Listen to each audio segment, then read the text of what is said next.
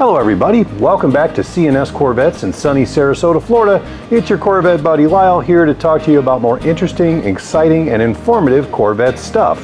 Now, before we get started, take a look at this.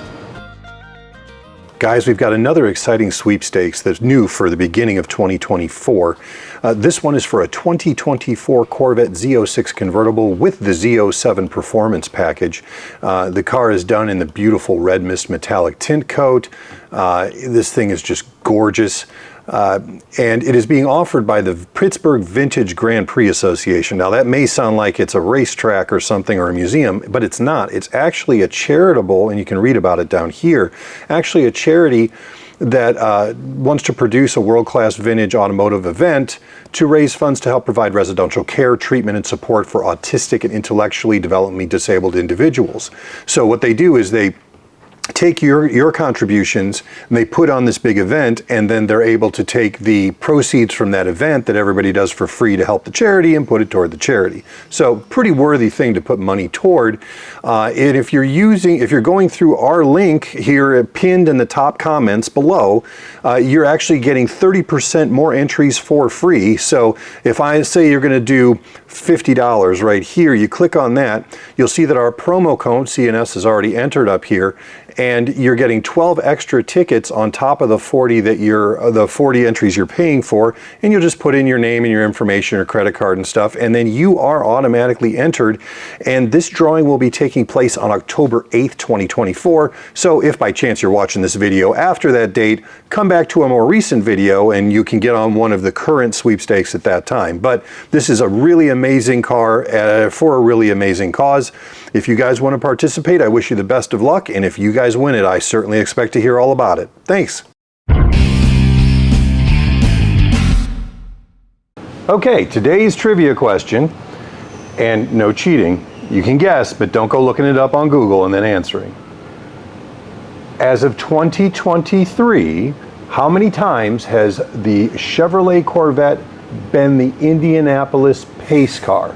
I'm not asking how many Indianapolis pace car editions were made. I'm saying how many times has the Corvette physically been the pace car for the Indianapolis 500?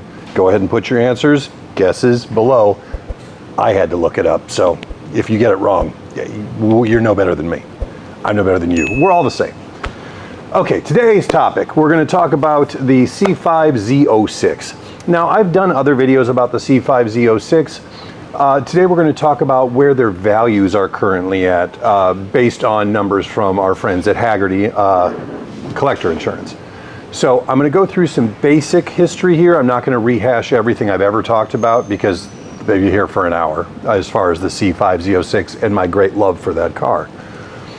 So just to start at the beginning, the Z06 moniker was first used in 1963. Basically, it was the way that Zora Arkus Duntov had put together a package into the car that set it up basically as close to a factory-built road racing car as you could get. It had all kinds of cool stuff on it. Most of them were coupes. They had a 360 horsepower, 327 cubic inch V8.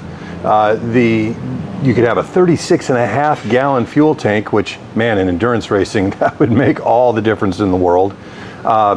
Those cars are called tankers today. So if you hear somebody at a show going, "Ooh, see that 63, that thing's a tanker," that's what it is. Also, they had aluminum wheels, race-ready suspension with thicker front or anti-roll bars, special upgraded brake components, power drum brakes with sintered metallic brake linings, a vacuum booster, and a dual master cylinder. All of which you would see that kind of work its way into production into the mid to late 60s. But specifically, this was all very cool race car stuff back then.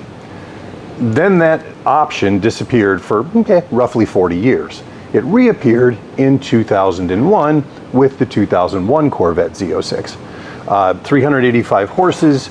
It was the lightest and stiffest of the C5 Corvettes. Weighed in at just about 3,100 pounds and was probably the best performance value at that time, and it still remains a fantastic performance value today.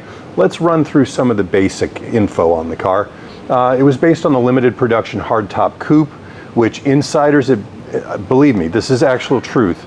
The 99 2000 hardtop coupe, its internal name at GM was the Billy Bob because it was the affordable Corvette. Well, when they realized that they were selling C5s as fast as they could make them, the bean counter said, if we're selling all that we can make, why are we offering a cheaper one? That one's actually really light and really stiff. Let's make that the high performance version and charge more for it. And they did, and thankfully so. The Z06 was 128 pounds lighter than the base coupe. It had thinner windshield, thinner rear glass, lighter wheels, less sound deadening materials under the carpeting, non-run flat tires, big deal there as far as the handling too. It also had a titanium exhaust. The LS6 engine itself had a hotter cam, higher compression ratio, redesigned intake and exhaust manifolds, and other internal enhancements. So 2001, 385 horse, 385 torque. In 2002, that number got bumped up to 405 horsepower and 400 torque. Z06 specific gearing and a shot-peened, hardened ring and pinion in the differential made it much more usable at the track long term. You're not going to destroy things quite as quickly. The FE4 suspension with the super thick front and rear anti-roll bars just really took the already very competent C5 suspension and made it even more useful at the track. One of the easiest ways to tell when you're looking at one is the brake cooling ducts in the lower rocker panels that were actually for cooling the rear calipers and the screens in the openings on the front of the front bumper cover.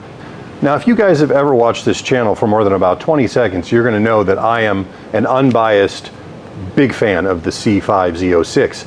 But what I wanted to do today was do a little bit of a deep dive into what those cars are bringing today. Because there are differences in the years, differences in the horsepower, and let's see what Hagerty says about that. So, 2001, first year, also the only year you could get a factory white paint job on a Z06 in the C5 run. A little trivia for future reference there. And again, let's run through the values. So a number one condition core is Concourse, among the best in the world, flawless. Number two is excellent, no visible flaws anywhere. It has been driven, but it is as close to new as possible without being perfect. I hate that word. Number three is very good condition. This is most of the cars out there that have been cared for. You walk by the car and you look at, man, that's a nice car. But if you get in, oh, there's a tiny nick in the seat. Oh, those are going to be the problems on that car. And number four condition is fair, which is where there are obvious flaws in the paint and the interior. Car runs and drives, but it needs either mechanical or, what's the word I'm looking for here? It needs prettification. That's the word I'm looking for. So, for a 2001 Corvette, Hagerty says a Concourse Level 1 car is worth $45,800. A number 2 excellent car is worth $31,200. A good number 3 car is $20,900. And one that is in fair condition, at number 4, rolls in at about $11,800. If you can find a C5 Z06 for $11,000 that runs and drives and just has a couple of paint flaws, buy it. 2002, obviously, with the horsepower bump, values have continued to stay higher than with the 2001.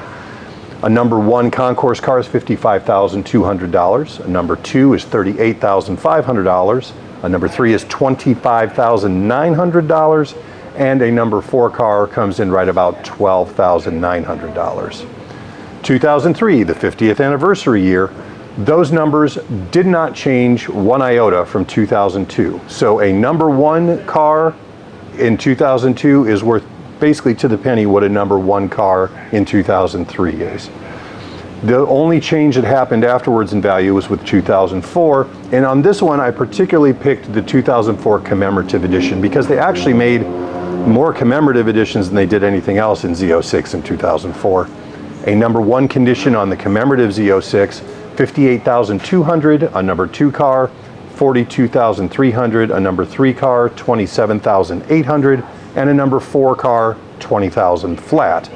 I think that the commemorative editions have been overpriced for a long time, but as we move forward, I think that they're going to continue to come into their own as far as collectability. A lot of guys went out and bought them really early on and have kept them in their garage with very, very low miles on them, and they want $40,000 for them, $50,000 for them. And somebody may pay that, but here we are, you know, going on 20 years, exactly 20 years later, there's a whole lot of other neat stuff out there for 50 grand, and it's tough to justify that unless that is absolutely the car of your dreams.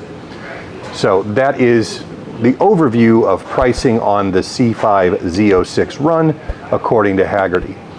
I think that it's still probably, especially if you want a stick shift car, the least expensive, most fun you can have on four wheels, and still have something that is going to retain most or some of its value in the long term. Answer to our trivia question today: how many times has the Corvette paced the Indianapolis 500? That total is shockingly 20 times. 20. So I was way higher than I thought. So if you didn't know, now you do. Thank you so much for watching. We'll talk to you again soon.